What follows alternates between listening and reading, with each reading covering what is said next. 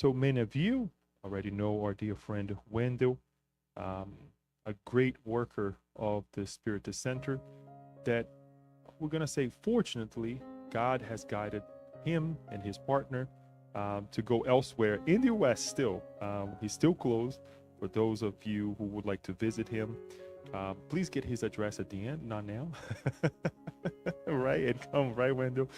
But today, our dear friend Wendell will be speaking of Spiritism and sustainability. With no further ado, let us pass the word to our dear friend. Obviously, at the end, we would like to open up for comments, for questions that we may have. About 10 or 15 minutes. Wendell, it's all yours. Thank you. Thanks for being here with us. Thank you, my dear friend Leo. Thank you, everyone. Good afternoon, all my friends who are at SSP right now. Good afternoon who are watching live, and good morning and good evening for those who are going to watch later. It's a really good, big honor. I enjoy being here with you. Not in person anymore, and like it used to be until 2 months ago. But I miss you all already. But at the same time, I'm so happy. I'm glad that God allowed us to be uh, close to each other despite the physical distance. Well, the topic we chose to talk about today is spiritism and sustainability. A reflection on the ways excessive consumerism can obstruct our spiritual evolution and how Spiritist teachings can help us to cultivate a conscious balance between fulfilling our material needs and honoring our responsibility to protect the Earth's precious natural resource. Daniel, I'm still listening to I'm still hearing this song. I'm not sure if it's on purpose, but if you could turn off the music. Okay, thank you. As my research source, for those who want to research a little bit more about the topic, for today's talk, I use the Gospel According to Spiritism, the Spirit's book, the book O Espírito da Verdade in Portuguese. I didn't find a translation for it in English, but in English, the name would be The Spirit of Truth-ish, something like that. It's a book by the spirit of André Luiz and Chico Xavier. And the book A Voz do Monte, which would be The Voice of the Mount by Richard Simonet. A great coincidence for those who believe that coincidences exist. This talk was supposed to happen 3 weeks ago, but due to personal reasons, I asked my friends at SSB to reschedule me for today. And guess what? Next Thursday, this Thursday, actually, June the 5th, we are going to be celebrating the World Environment Day. It's an international event that was set back in Stockholm in 1972, sorry, during the Stockholm conference on the human environment. So maybe it was God willingness for us to be reflecting on this topic during the next few days close to this event. So let's move to next the next slide. So sustainability. What does this word mean? Sustainability means meeting the needs of the present without compromising the ability of future generations to meet uh, their own needs. In other words, it involves using the natural resource of our planet in a responsible and prevalent way, thinking about the future. And what future is this that we are talking about? Why do we need to care about the future? Aren't we going to die, all of us? Well, there are two perspectives about this concern. The first one is, what planet do we want to leave for the next generations? Our children, our grandchildren's, our great grandchildren's, everybody that it's going to remain in the planet after we have died, after we have gone, right? So it is an empathetic perspective. We are not thinking about ourselves. We are thinking about the others. And the second perspective is, what planet do we want to find in our next reincarnation? Because as spiritists that we are, we believe in reincarnation, right? We believe that we will have to come back here to the material plane in some many incarnations ahead until we reach the state of relative perfection, right? Maybe we are not reaching this state yet, so we're going to need to come back soon. And it is very likely that the planet where we are going to reincarnate is the planet Earth, unless we are not compatible with the evolutionary state of the planet in the future. Example, let's imagine that Daniel and Leo are doing a so great work, so great job in the Spiritist movement. They are reaching the state of level that God expects from all of us, the relative perfection, right? They have been working so much in the Spiritist movement. They have helped so many people, and they have learned through this experience. And now they can be considered relative perfect spirits, or at least much more evolved spirits than the ones that live in the planet Earth. So, in the next reincarnation, they are going to need to go to a more evolved planet, to a superior planet than planet Earth, right? And the opposite. Let's pretend that I'm not accomplished my reincarnation plan. I'm not progressing and evolving in the amount that I was expected to before I came back here. And I'm not, more important, that I'm not following the level of evolution that the planet Earth is reaching, because we all have heard that planet is transitioning now from a state of trials and expiations to a level of planet of regeneration. And we have also heard that the ones who don't follow this level of evolution won't be able to reincarnate in this planet anymore, because they won't have the same vibration of the planet, and then they will be vibrationally attracted by an inferior planet, a planet more according to their level of development of progress, the spiritual progress, right? But it is very likely that all of us, we are coming back to planet Earth. Let's hope for that. If we are not going to an inferior planet, it's already okay, it's fine, right? But let's fight, and let's try to be compatible with the vibration of this planet in the future, okay?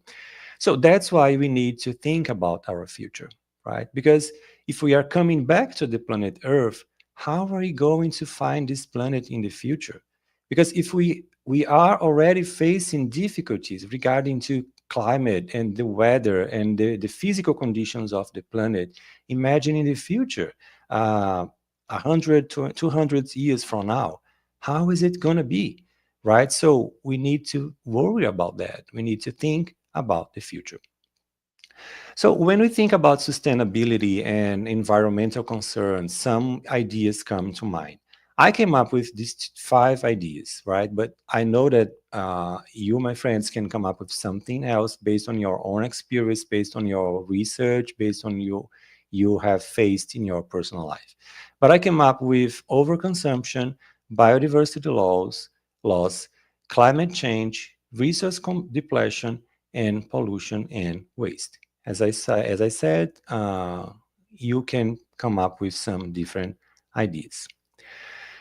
And what is the connection between Spiritism and the environmental concerns and sustainability? Yeah, where have I heard that Spiritism has something to do with this topic? To think about that, we need to remember the moral laws that are mentioned in part 3 of the Spirit's book. I'm talking about the 10 moral laws that are mentioned there, which are the law of worship, the law of labor, the law of reproduction, the law of preservation, the law of destruction, the law of society, the law of progress, equality, freedom, and the law of justice, love, and charity. I believe you all can tell that I have bolded and underlined two of these 10 laws, which are the law of preservation and the law of destruction, because these are the laws that have more to do with the topic that we are discussing today. And to talk about these two laws, let's discuss these two questions. First, about the law of preservation, the self preservation instinct, on question 702 of the Spirits book. Kardec asks to the spirits, is the self preservation instinct a law of nature? And the answer is absolutely. All living beings possess it, regardless of their degree of intelligence.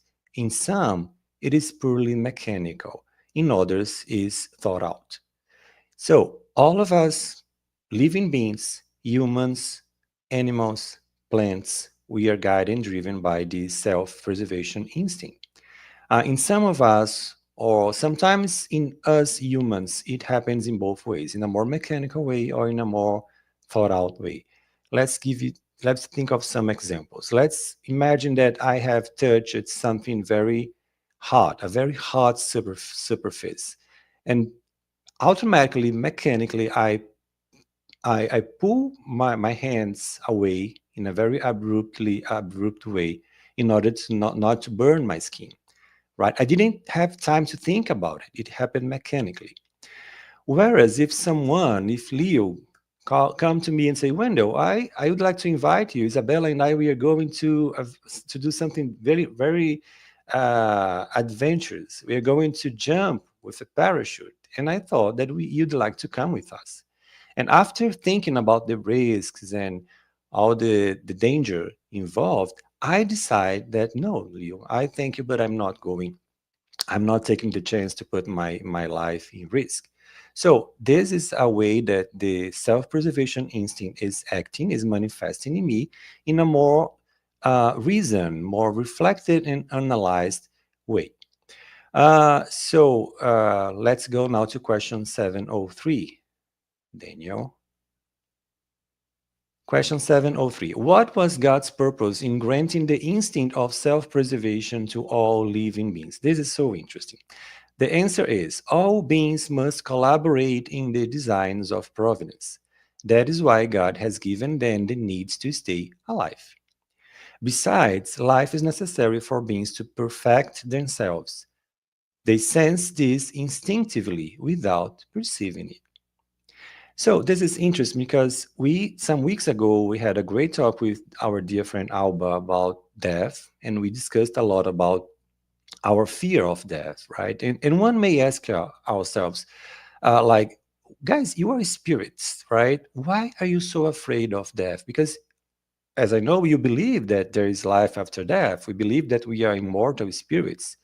We believe you believe that we are all spirits that come from the spiritual realm and we are here temporarily. And someday in the future we are going back home. We're not going somewhere else. We are going back home. And why are we so afraid of that? It's like we are traveling abroad and we are afraid to go back to come back home. Um, this is not something that really happens, right? So here are the answers. First of all, we need to be here in the material plane to perfect ourselves.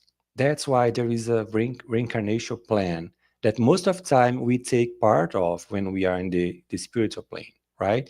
And we come here, we know that the purpose of this reincarnation plan is fulfill, it's accomplish our progress, our evolution by learning different things, by developing the virtues that are in lack in our personality, by giving away the inferior traits of our personality, and by being even with the debts that we have acquired so we can be in peace with our consciousness, right? So unconsciously we know that it is important to accomplish these goals, right? So it is very important that we don't anticipate the time to go back to the spiritual plane. It is all set in our reincarnation plane. God knows the best moment. That's why committing suicide is one of the worst things that we can do against God's mercy, right? And the other thing is, God expects us to act like instruments of execution of the fulfilling of the divine providence. We are God's instruments to put in practice the divine providence. I remember the talk that Leo gave us some time ago about the impertinent friend of midnight. and we have some good discussion about it, and we come to a point, a conclusion that maybe that person that knocked on the neighbor's door to ask for food to the person who arrived in his house was acting like an instrument of God, right? When we are out of food at home, and we sincerely pray for God to give us something to eat, God will not miraculously make appear some food on our table. They will count on all of us, his sons, their sons, uh, to provide his divine providence, right? That's why also unconsciously, even those who don't believe in the principles of spiritism, even those who even don't even believe in the existence of God, unconsciously we have this feeling deep inside: I need to be alive, I need to keep myself here until it's necessary, right? Of course, that we still need to develop some balance regarding this fear of death, how we could be more okay with the fact that we are all going back to the spiritual plane. But this is something that we are going to develop along our existence. Okay? So that was law of preservation. Nevertheless, as I said before, there's also another law which is also a natural law, and I'm talking about the law of destruction. Let's look at this question: this law of destruction, necessary destruction, and abusive destruction. Question 7 to 28. Is destruction a law of nature? And the answer was: it is necessary for everything to be destroyed in order to reborn and regenerate it. What you call destruction is no more than transformation that is aimed at renewing and improving living beings. As I just said before, we still need to find this comprehension about the end of our bodies, right? Everything that we now see as an ending is an opportunity to restart, to reset, to re-begin, right? So that's what is said here. Destruction is part of nature because everything gets destroyed in nature, right? So that's the way, after destruction, everything reborn, everything it's recreated in a better way, because everything here, the purpose of everything here is improvement, right? So we need to be destructed to be reborn and regenerated. And the second part of the question: has this destruction instinct been given to living beings for providential purposes?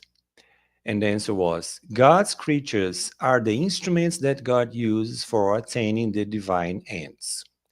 In order to feed themselves, living beings destroy each other with the dual purpose of maintaining the balance of reproduction, which might otherwise become excessive, and utilizing the remains of their external envelopes.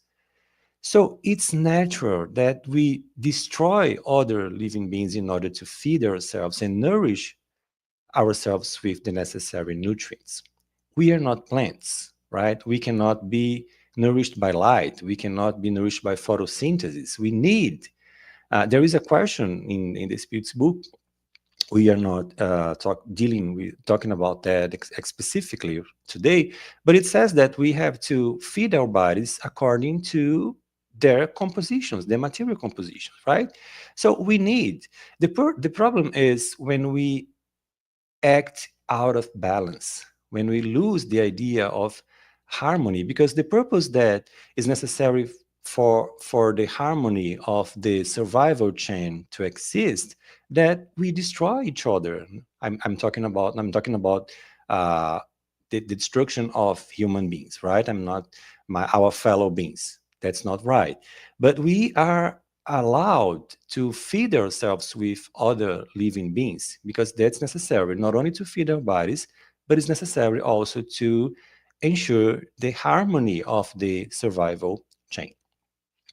So how can we find balance between these two laws? Because it sounds to me like claim and counterclaim, right? Preservation and destruction. It sounds to me like they are controversial, right? Opposite, antonymous.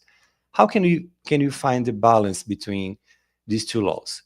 Well, first, it's very important that we had a good comprehension of what is necessary and what is superfluous in order to maintain ourselves alive, right? So here we see two pictures. On the left, we see a picture of a plate with some rice, beans, and a chicken breast. In Brazil, where I come from, this is a very basic dish for our daily meal, right? If we don't have some of these items, most of the people would say that they are not fed enough. Of course, you can add something different, some salad, some flour, but this is basically what Brazilian people like to eat every day. Everybody here who's watching can replace it for some dish for regarding to your related to your own culture, right? On the right, we see a picture. I don't know if you can see clearly, but it's a picture of a closet with some racks and dozens of shoes and hats, right? It's like a shoe collection, let's put like this. So it's not very difficult to tell which of them are portrays a necessary thing and which of them portrays a superfluous thing, right? One may come to me and say, "But Wendell, my shoes collections is very necessary to me. I don't know. I wouldn't be able to live without my shoes collection." And I would say, "Okay, but would be a very specific situation. But common sense tells us that food is more necessary than shoes, right? So here's some definitions of the words necessary, the basic requirements of life, such as food and warmth, and superfluous, unnecessary, especially through being more than enough, right? So everything that we could live without is superfluous. Everything that we could not live without is necessary. Let's see what the answer of the question 715 of the Spirit's book. How can people know the limit of what is necessary? The answer is those who are sensible know it by intuition, but many recognize it at the cost of their own experience, right? So, some of us already have this sensibility, this intuition, which was acquired along our previous incarnations, right? And in the end, we see that it's all about our own experiences, right?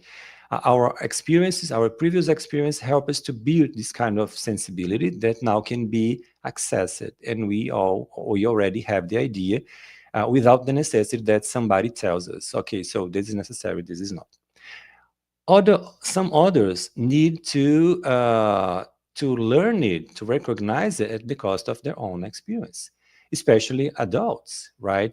I have recently finished a book that was kindly presented me by our dear friend Miss Paula.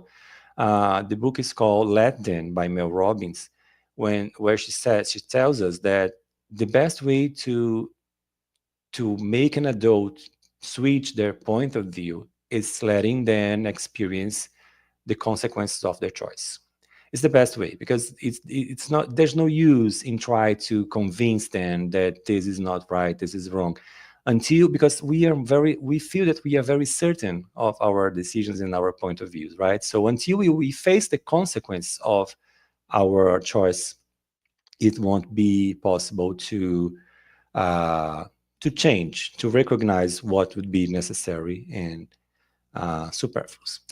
Okay, but my friends, I don't want you to be upset. I don't want to be excessively worried, right? We are allowed to have more than one pair of shoes. Don't worry. You don't need to ask me, but Wendell, that's mean that we should now buy, purchase only and exclusively what we need to survive and give away the rest of our money. Are you saying that we are not allowed to have a comfort house or a modern and safe car? Are you saying that we are not allowed to take advantage of the benefits of modern life and having fun, traveling abroad? No, I'm not saying this. And Kardec helps us to build this point of view. That's his comment on question 717 of the Spirit's book. The line between what is necessary and what is superfluous is not absolute. Civilization has created necessities that do not exist in the primitive state. And the spirits who dictated these precepts do not mean for civilized humans to live like primitives. Everything is relative, and it's up to reason to place each thing in its proper place. Civilization develops moral sense, and at the same time, the sentiment of charity, which leads people to mutually support one another. Those who live at the expense of others' privations exploit the benefits of civilization for their own profit. They have only the varnish of civility, just as there are persons who possess no more of religion than its appearance. So, everything that's this is the word that we are going to repeat so many times during this talk. Balance, right? We have to find balance because what differs us humans, spirits, from the other living beings, animals, plants, and etc., the other members of the spiritual and intelligent principle, is reason, is the capacity of choosing, of thinking and choosing, because all the rest is going to act according to their instincts. So the importance of uh, be in control of our reason and our capacity to discernment is having the power to decide what is necessary to me and what is not, right? If not, we will end up being slaves of what society dictates to us regarding to our consumption habits. Moving forward. Question 718. Does the law of self-preservation oblige us to provide for our own physical needs? Yes, because without energy and health, labor is impossible. And labor is also one of the natural laws that we read in the beginning, right? So we need to work to legitimate the money that we have, all our incomes. The best way is working, right? So we must think about those our friends, our neighbors, spirits who are here in the material plane, and they cannot work. Of course, they cannot provide their own means to survive, and that's why our uh, it's a moral task of all of us to think about them, right? To help them. But the great majority of the spirits who are on planet Earth now, we are able to work, right? So we need to feed ourselves, we need to nourish ourselves, so we are going to be able to work and earn the means to keep ourselves alive. Question 719. Are we capable if we seek our own well-being? And the answer is well-being is a natural desire. God only prohibits abuse because it is contrary to self preservation. It's not just a moral thing, it's contrary to self preservation.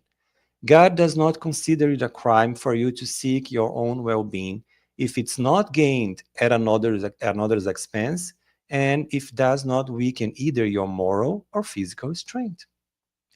How can this sickness for well-being can weaken our physical strength when we decide that we have to work even more every day more to be able to uh, to purchase the things that we need are necessary to us, right? So we can end up being sick, debilitated. Our body won't be strong enough to it, and we also weaken our moral strength. We are talking a little bit better about that ahead, but just to anticipate, when we focus our attention and dedication to acquire material things, we end up neglecting our spiritual acquisitions, right? That's how we end up weakening our moral strength. Question 716. Hasn't nature traced out the limit of what is necessary in our own physical organization? Yes, but people are insatiable. Nature has traced out the limits of their needs in their physical organization, but their vice alter their constitution and create artificial needs. So we are members of society, right? And by being members of society, we are, of course, guided and influenced by its customs and rules. And because of that, it's so difficult to resist to society's traits, right? So we sometimes we end up setting too high standards when it comes to consumption, when it comes to feeling accepted, to feeling successful, and then we have to work even more, right? So we end up submitting to what society dictates as artificial needs. It's not, they are not true needs. They are artificial needs that we end up believing that. And the idea of artificial needs, it was really well developed during the 1930s by this group of philosophers, Erich Fromm, Wilhelm Reich, and Herbert Marcuse. I'm sorry if I'm not pronouncing correctly. I'm trying to do it in a German way because they are part of the School of Frankfurt. So I believe they are not English names. But the point is, according to them, capitalism responds not only to what is necessary to us, but it creates new needs, new necessities that are not even true. And it plants in our mind the idea that if we do not accomplish, we not fulfill these needs, we are not accepted, successful, happy, we not belong to it. So we end up, I'm sorry.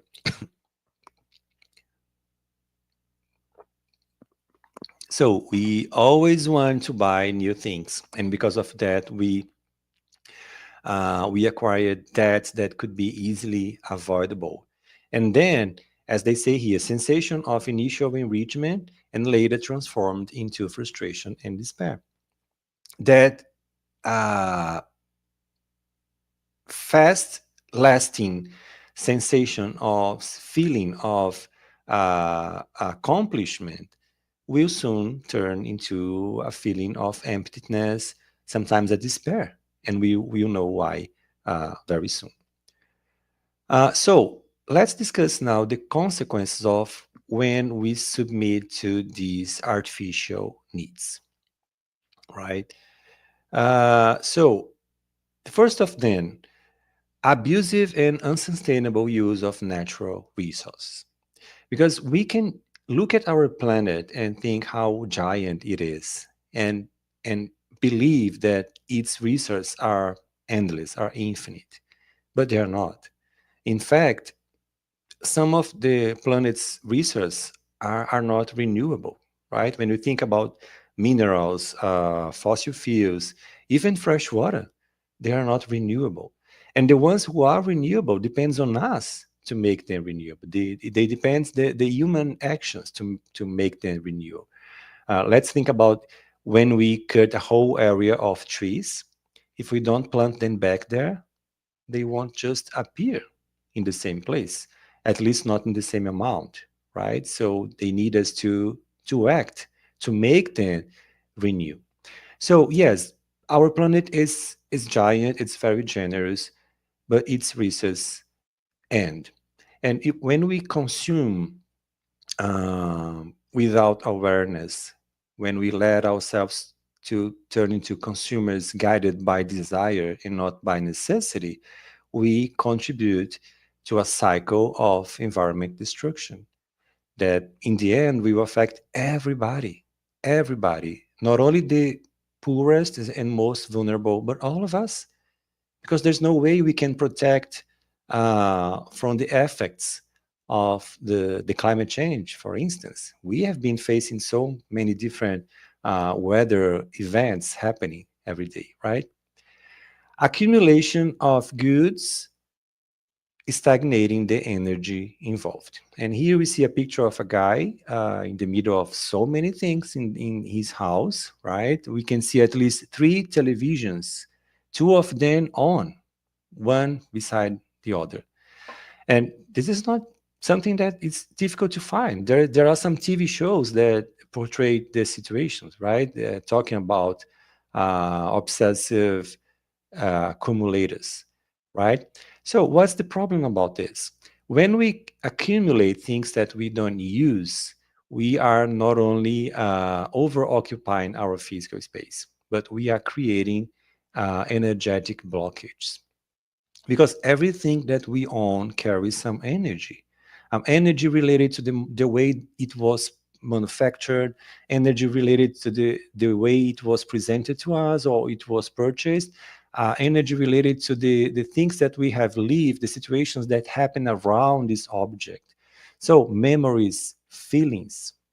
And when these objects sit unused, untouched, and forgotten, their energy stagnates. It doesn't flow, right? So, about this topic, André Luiz, in the book O Espírito da Verdade, in Portuguese, as I said, he says something about it, and he starts recommending us not to turn our homes into museums, and he asks us to empty our closets and pantries, sharing with others what we have overstocked. And he says, guard yourself today against the remorse of tomorrow. The excess in our lives creates the need in others, right? So by avoiding purchase excessive things that we don't need, or when we have already purchased them, by letting them go, sharing, donating them, these are not only practical actions, but are actions of spiritual liberation, because we give space to energy flows. To the bad energies go away, and we give space to the good energies renovate and come close to us. Okay. Incurring avoidable debts. And these two I would like to work together. Incurring avoidable debts, the replacement of the initial feeling of satisfaction with later frustration and emotional unrest. So let's imagine that everybody around me, all my coworkers, all my friends have something that I don't have because I can't afford. Let's think of a car, a very expensive and modern car. They have, and they talk about this car very, oh, it's perfect. Everybody should have it. And because I don't have it, I think that I am inferior to them, right? So I start to feel, oh my goodness, I am not successful. I'm a failure because I don't have this car. So I decided to buy it. And I buy this car. And when I have this car, I feel so accomplished, right? So, oh my goodness, I'm so happy. I'm successful. I'm like everybody around me. Now I belong to it. I'm a part of this successful group, right? And then after a while, the bills start to come. And I look at them and I realize that I cannot afford to pay them, right? Oh my goodness, now I have more debts than incomes. How am I going to pay them? Well, if I am an honest person and I like to be even with my obligations and my debts, I won't be in peace with that. That sensation of fulfillment of the beginning is now turned into a despair, into a turmoil, right? I cannot sleep. Well, I'm not fine. I don't know. I'm not sure if in the United States someone can be go to jail because of that. In Brazil, it's not possible. But if you don't go to jail, you are going to live with that circumstance. Like you are not clean. You know, there's something that makes you not clean anymore. Until you are even with these debts, you are not in peace.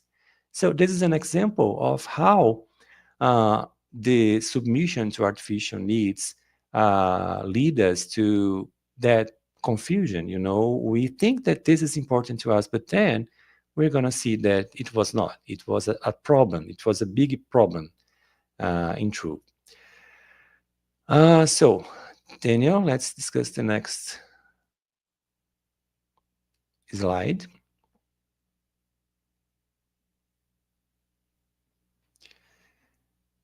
Thank you. Okay, inequality of material resource fueled by selfishness and indifference. As André Luiz told us some minutes ago, right? Everything that we have in excess is missing to someone somewhere in the globe.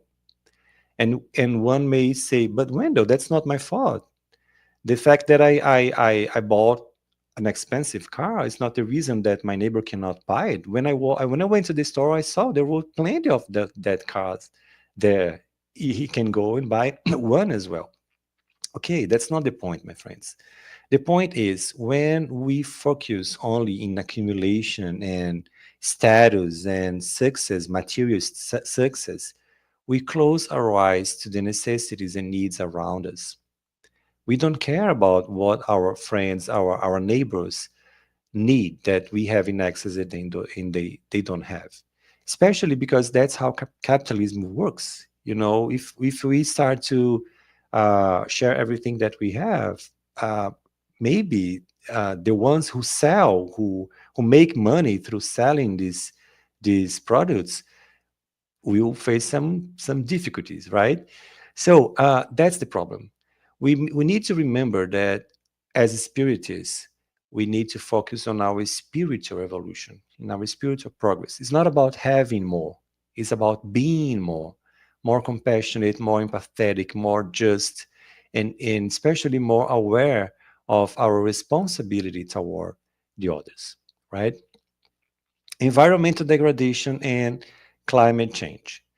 So, to produce all the products that we don't need, but we end up purchasing, it's necessary a very relevant use of our natural resource, right? So, to produce our fast fashion, our um, disposable electronics, our excessive packaging, our use of disposable things when we could use reusable things. We are um, exploiting the soil, we are burning the trees, the forests, we are burning fossil fuel that um, makes the climate change even worse, right? So this is something that we need to think about. Uh, the The electronic device that I throw away because it's developed, its manufacturer tells me that it's outdated, and I have to know the benefits of the new one, the more update one. It's something that unbelievable. It takes decades to disintegrate, to disappear from the environment, right? So that's a matter of responsibility. It's a call to responsibility, right? We need to start thinking about it because it's the planet. Our planet's not the place where we live, but it's a something that God trusts us to take care of, because as we saw in the beginning, we are co-creators with God. We are instruments to the execution of the divine providence, right? So it's past due that we start to concern about the environment. This should be part of our personal growth, a condition to our personal growth. And last but not least, on the contrary, I would say that the most important consequence is the neglect of spiritual or non-material values. Focus shifts toward material acquisition, resulting in neglect of spiritual, emotional, or relational aspects of life. As I mentioned before, when we are strictly focused on our material acquisition, um, we forget about our spiritual uh, development, right? Which is much more important to us.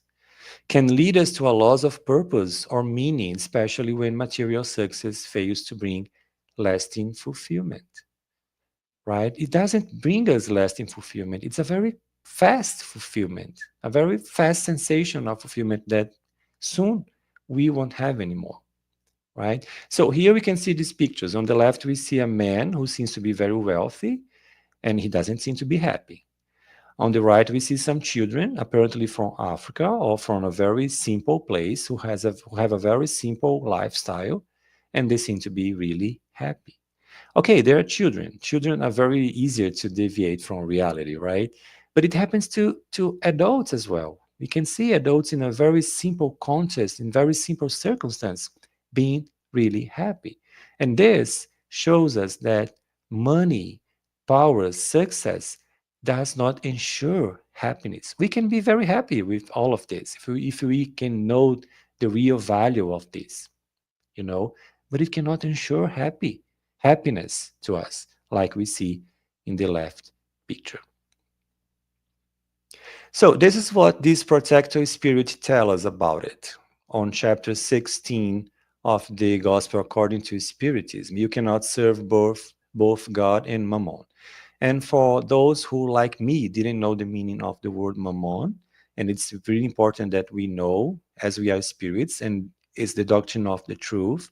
So we have to take advantage of the fact that we are now able and capable to extract the essence of the words, right? So mammon comes from the Aramaic mammona, and it means wealth, riches, and possessions. Okay, so you cannot serve both God and mammon. And he says, whenever I consider how short life is, I am grievously impressed by your incessant preoccupation with your material welfare, whereas you attach so little importance and devote so little time to your moral improvement, which shall be counted to you for eternity. In seeing your industriousness, one one might believe that it is connected with an issue of great interest for humankind, whereas in most cases it is nothing more than an attempt to satisfy exaggerated needs and vanity, or to give yourselves over to excesses. Do you then really believe that the worries and efforts motivated by selfishness, greed, or pride will be taken into account while you neglect the care for your future, as well as the duties that fraternal solidarity imposes on all those who enjoy the advantages of such societal life? For your body, which dies, you have neglected your spirit, which will live forever. That master so cherished and cared for has become your tyrant. It commands your spirit, which has become its slave.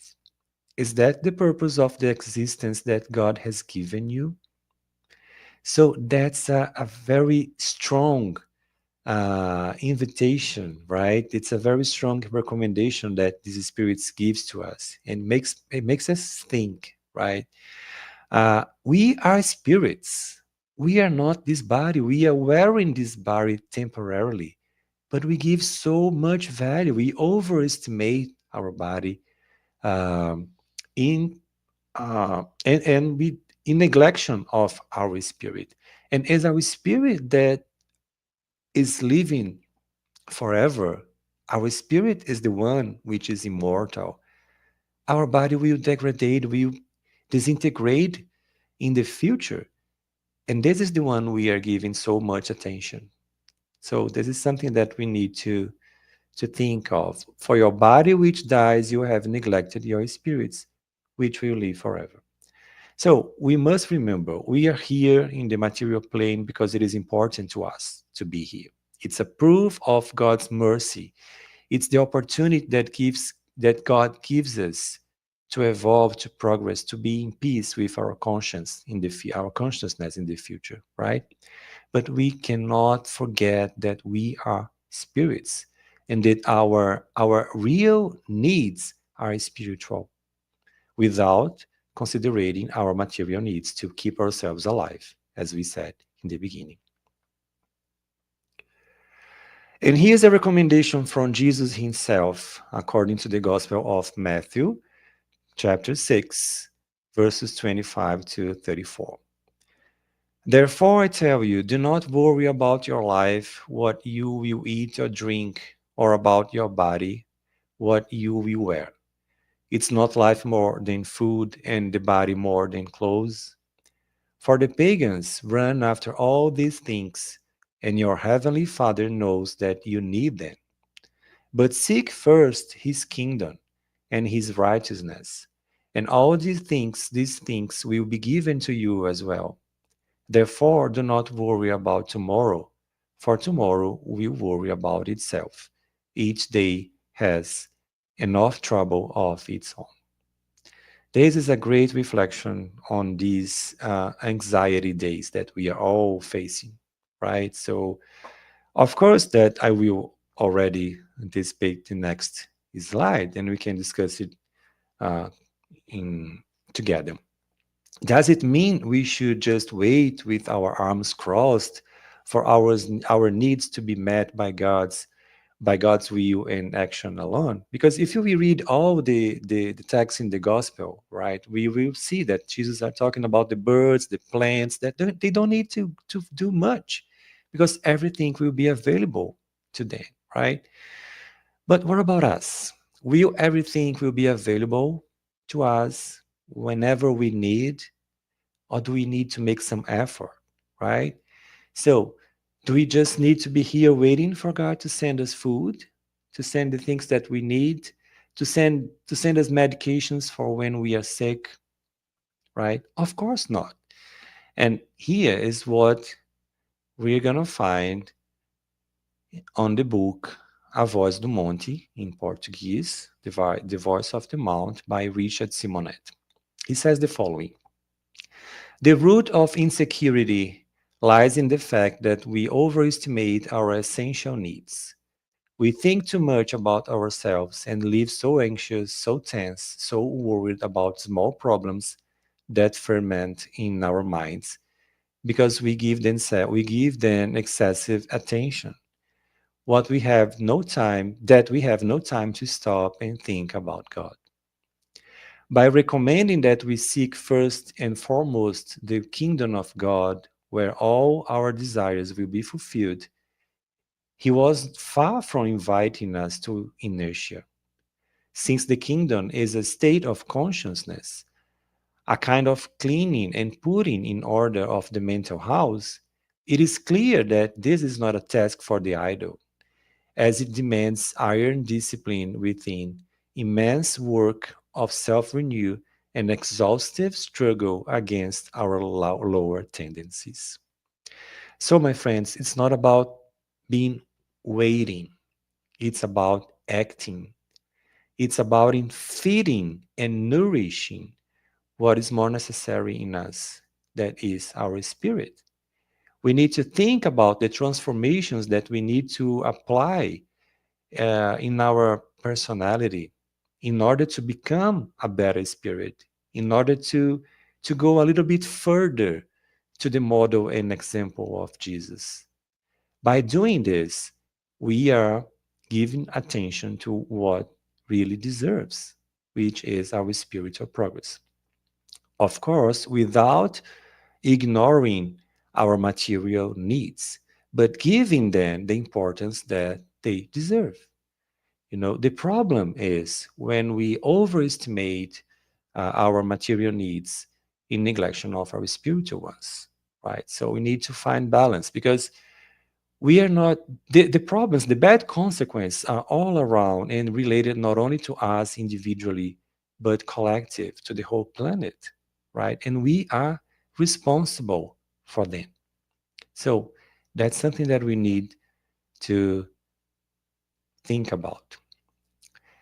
So here's a recommendation that Kardec gives us it's a comment of the question 921 of the Spirit's book. That what he says. Most of the time, people are the artisans of their own unhappiness. If they would practice the law of God, they would spare themselves many misfortunes.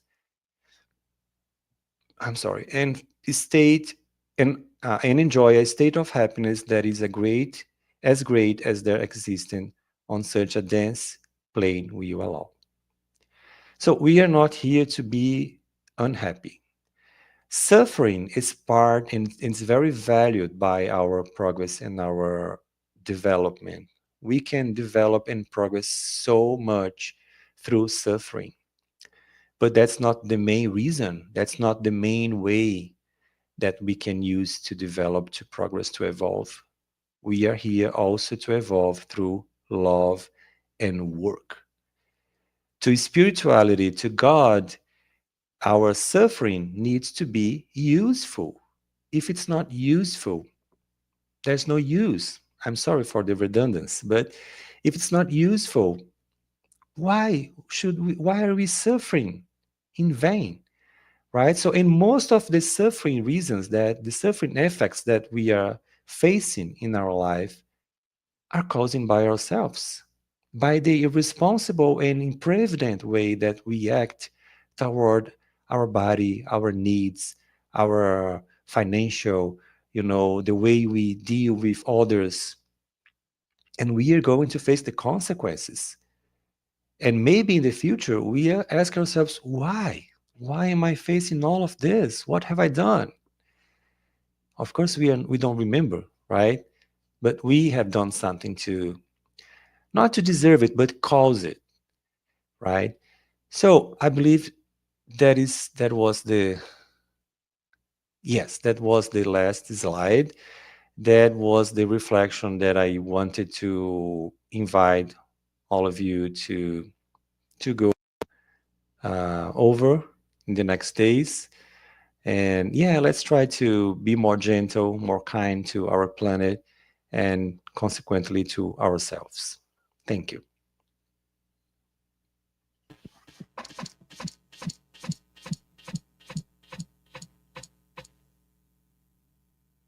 Thank you, Wendell, for this great reminder in the teachings that you brought also from Spiritism, the connection that you made in terms of sustainability and Spiritism as well. It is nice to see the different laws that you brought, right? And especially the two that you brought as well in connection to the topic. But we know also that the other ones also have a connection with them as well. Um, I would like to open up for the public here as well as online to ask a question or a comment to perhaps share with us what you have learned or the ideas that you have. The We ask that you please, please, please make pertinent to the topic at hand, and even to also say what are we going to do with this message, right? Because the only thing that we can do as we come together to the Spirit side of Baltimore, as we learn Spiritism, is to ask what can we do with this, right? Not just to be plain words, right? Especially after all the hard work that Wendell has done for us. Daniel, do we have anything online, or should we start here? Should I start here? I Okay. can go first. Daniel, Let go me ahead. see online. I don't think we have any question online so far. So, Andrew, thank you so much. I'm here in the back as usual. Great talk. I was really expecting this type of approach you brought, like cover the Spirit's book, and they also invited us for this awareness about our um, the true, our true nature as a spirit. Here's my question. You talk about balance, right? And if we do a survey, we may find that this definition of balance changes depends of how the person was raised, right? For example, for someone that was born in a wealthy family, you know, having material thing is second nature versus someone that was born in a very poor condition.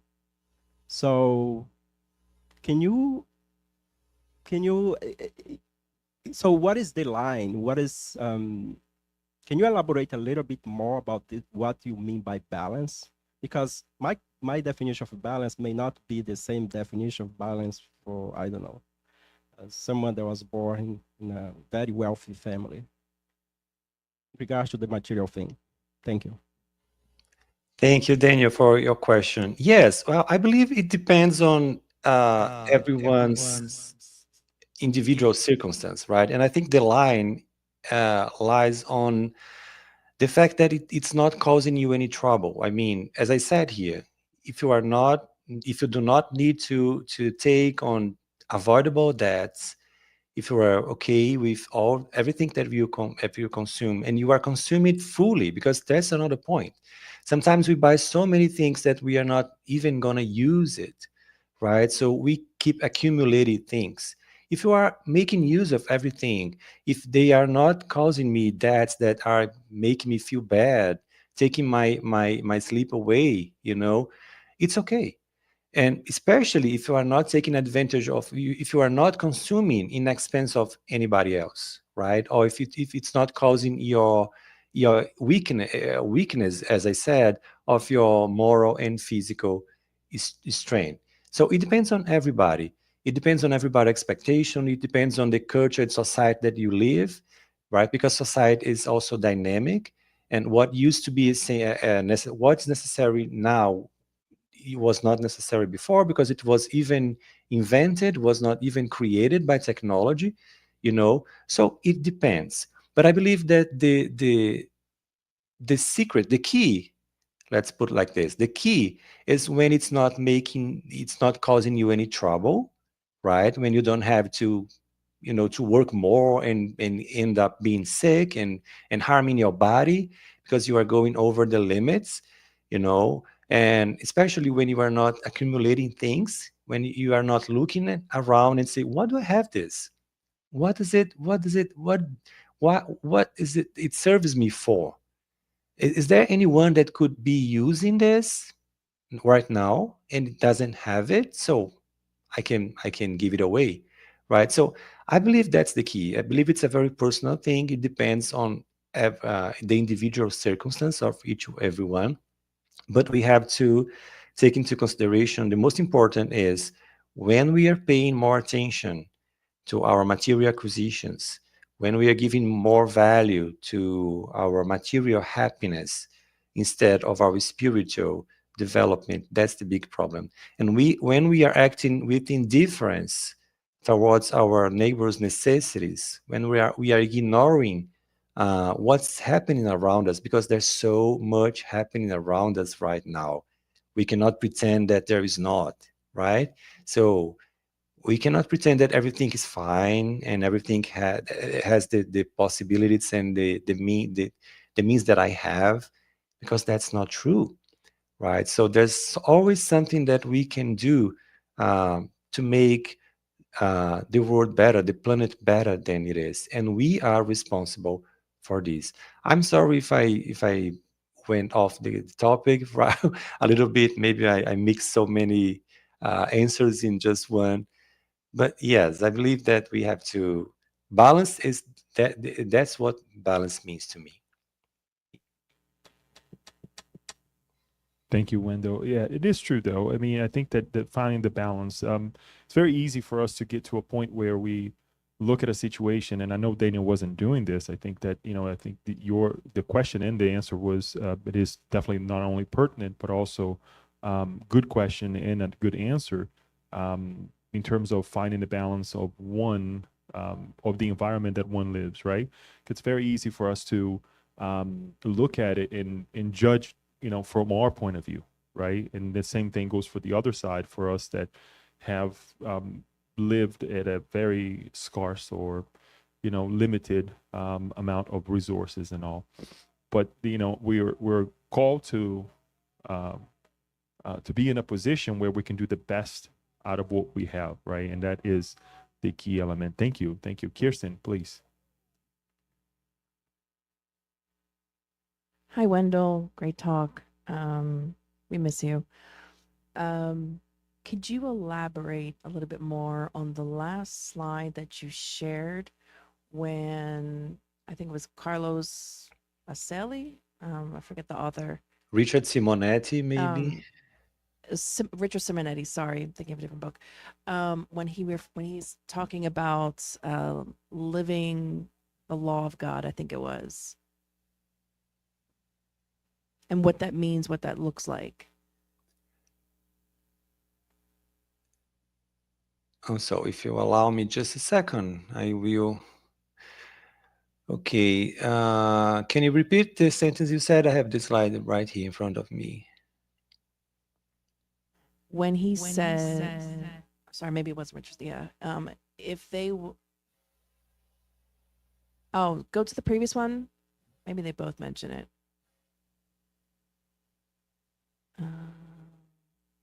Oh, that's the okay. Maybe it was the other one. Can you go back? Sorry, apologies, guys. No. Forward. Oh, the Yeah. next. Okay. So when Kardec refers to practicing the law of God, could you elaborate on what that would look like? in a Yes, day-to-day okay. life? If Okay. I'm trying to implement that and I'm trying to practice it, what would that look like? If you could Well, elaborate. okay. So the law of God, I believe that Jesus gave us a very good summary of what the law of God is, right? We have mentioned the 10 moral laws, but we can put all of these laws together and think of two statements that Jesus shared with us, right?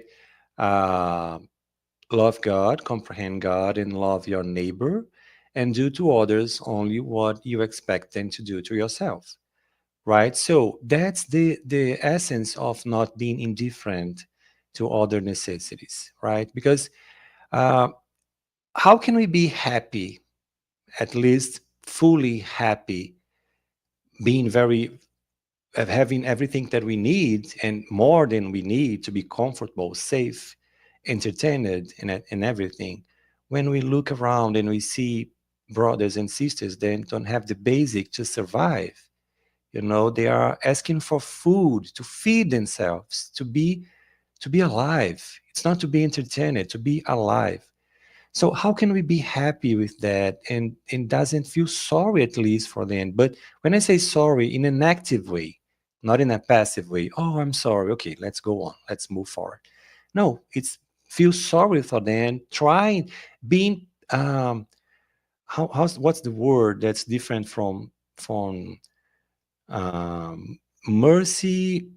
Uh, no, it's not just being pity, but it's being pitied in a more empathetic way. There is a word for this. I'm sorry, I won't be able to remember now. But yeah, Compassion. so we have to put ourselves when we try to be empathetic, right? And we try to do something to help those brothers. We are not just being pity for them. We are not just being sorry and going on.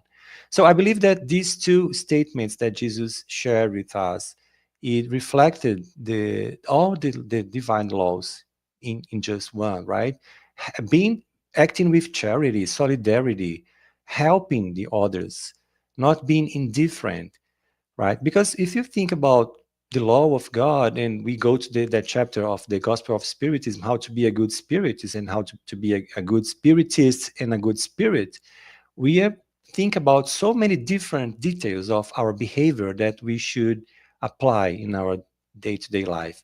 But let's try to summarize this, right? What does the law of God reflect, if not uh, acting with empathy, uh, knowing, and because of knowing, believing and trusting in God, and acting with empathy, trying to do to others only those things that we expect them to do with us, because this is a good recipe, right, to avoid indifference and uh, yeah, avoid indifference and ignorance, right? So I believe that, I don't know, maybe this is a good way to summarize the law of God according to what Kardec recommends us to do, especially when he's talking about the ways we have to avoid the problems in life that we created ourselves, right? So when we focus on what is really important, we are kind of deviating from creating problems that we are going to have to face in the future. So yeah, I don't know, maybe, Christian, this is a way to summarize the law of God. And by the way, I miss you all so much also. For the question. Anyone else would like to ask a question, comment? Go ahead, Daniel. So we have a comment or question by Alba. Hello, Alba. She says, "Thank you, Wendell. Great talk. What practices we can incorporate in our daily life to take care of the planet as we care for our spirit?" Hi, Alba. Good question. Thank you so much. Well, yeah, we have been discussing, when I say we, everybody, right? The whole world have been discussing about what are the practices that we could apply in our day-to-day life in order to make this change in our behavior, right? And sometimes we say people asking us to do so, and we see people kind of, come on, there's no use in acting like this. I'm not responsible for the degradation of the planet. If I do so, it won't make any difference. But I believe that the small things that each one of us start to do can make a huge difference. So we could think about um, consumerism, because we know that we are buying too many things. We are causing the overusing of the natural resources of our planet. But when we talk about pollution, we can try to replace disposable objects by reusable objects. Diminish the use of plastic in the planet, right? Materials that take so long to disintegrate, to disappear, and it's created. I've read some time ago about an island in the Pacific, not in the Pacific, maybe close to Oceania, that it's been a deposit of waste, not because people are taking the waste there, but because it's going there naturally, because it has to go somewhere. We see turtles being killed because there are straws inside their nose and they cannot breathe. We sometimes we basic things like turning off the lights when we are not in the ambient, so in the environment. What else?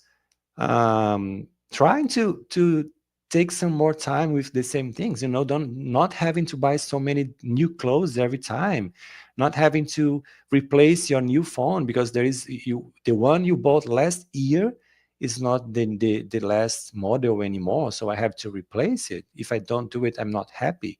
you know I don't know, there are so many things that we could buy, that we could do. We could try to, I don't know, let's try to go everybody in the same car, so we are not polluting the air. I don't know. I can even sound a little bit naive when I list all these things, because it may sound that it doesn't, there's no use, because it wouldn't make any difference.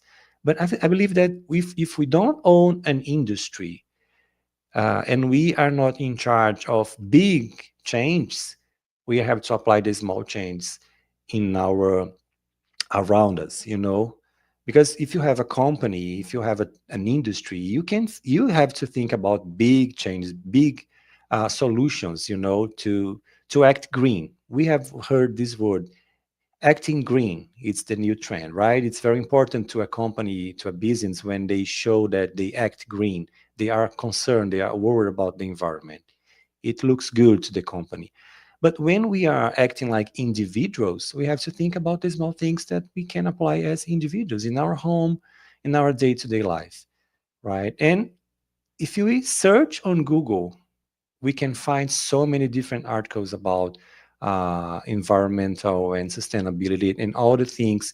If you go to AI, it also can help us to think of solutions that we can apply in our lives. These were just some examples, Alba. Thank you, Alba, for your question, and thank you, Wendell, for your answer as well. I do have a question, Wendell, in terms of, because you highlighted two laws, right? The law of destruction, in Preservation. I just want to just touch base on the law of progress, just to make my question directly. What do you think that, in terms of progress and the moral, as well as, which you touched quite a bit on it, right? But also the how we evolve intellectually, how that can help us, if in any way possible, in terms of the sustainability of maintaining our planet well and healthy. Great, great, great, great, great, great. Yeah, so we could think that, okay, so we are not allowed to take advantage of the improvement, so we have to think twice. But all these improvements that we can face now are part of the fact that God uh, gave us the intellectual capacity and ability to develop these improvements, right? So that when I said that, okay, is it allowed to have a good house, a modern and safe car. It's because God allows us to have the capacity, the intellectual capacity to create all these things, right? But God has given us also the capacity to think of solutions. And it comes with progress as well. This is part of the progress. Progress is not only when, okay, this society is so modern, it's so technological, and they can solve, they found solutions for so many difficult disease, things that we could not even imagine 30 years ago. And now we have technology developed, we can talk to someone, we can do what we are doing now, a live transmission, live streaming with someone speaking, and people maybe see me all around the globe, not now, but maybe someone can see me later, through wherever this person is. So this is progress. But progress is also when we are able to find solutions to the problems that we are already facing. And we are facing problems regarding to environmental concerns and sustainability and ecological problems. And we have already developed solutions for this. Maybe they are not cheap solutions, maybe they are expensive solutions, maybe they are solutions that will decrease the profits of your business. But this is a proof that this is part of progress as well, because this is balance as well. We can find progress in production, in technology, but we can find progress also when we do all of this in a sustainable way. Sustainability is also a proof of progress.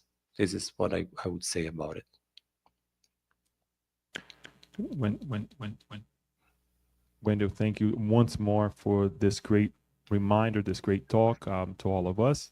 And we ask that everyone, let's put into practice, right? Do the little things as you were saying, right? Turn off the faucet when you're not using, turn off the light when we're not using it. Those little things that makes a huge difference. If we all do it, guess what? That will make a difference, right? We're not huge enterprises, but together we can make a difference, right? So thank you, Wendell, for this amazing work, this reminder. Um, Obviously, we'll stay together so that you can be scheduled again for next month and the following month and the following month. Maybe a follow up on sustainability, right? As you can see, you're able to see our table today. It's our fundraiser as well. We wish you were Yeah, here. I don't even We want to saved see. some for you. We won't overindulge. We'll save for you, but you gotta come fast before it lasts. So we thank you again for this moment. We would like to close. I just a reminder. It's something that crossed my mind, and I know that because of time, but there is a passage of the Spirit's book also. It's a comment that Kardec makes in terms of moral education, and it has to do with this idea as well of us teaching ourselves, us are teaching our children as well, in terms of the how we limit ourselves not only through work but also what we consume. It's right after question 685 of the Spirit's book on the law of work, but something that we can read later, something that we can study later in terms of education towards consumerism, education towards the law of work as well, that has to do with this. But that will stay for the next time. And we would like to call Kirsten for our final prayer, and we'll serve the water as well, so that we can go ahead and together have our meal for tonight. Wendell, thank you so much, and Thank you stay so with much us so for we the can pray opportunity. together. Okay.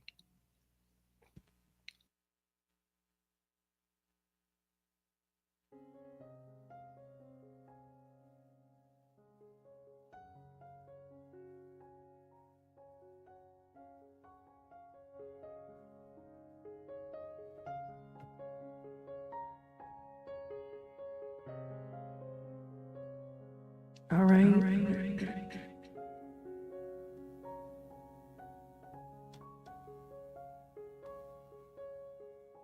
Okay.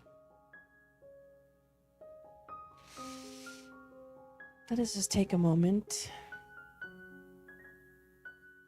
I would like for us to breathe in through our nose and out through our mouths. So, in unison, take a deep breath in through your nose, out through your mouth. And make sure when you're breathing in, you're allowing your belly to extend. One more time.